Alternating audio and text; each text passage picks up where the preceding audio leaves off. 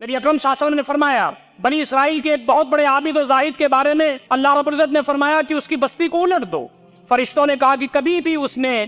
تیری نافرمانی نہیں کی، ہمیشہ سجدے میں، ہمیشہ رکوع میں، ہمیشہ عبادت میں، بار الہا وہاں اس بستی میں موجود ہے، اس کو بچا لیں۔ اللہ تعالیٰ نے فرمایا کہ ہم تم سے زیادہ جانتے ہیں،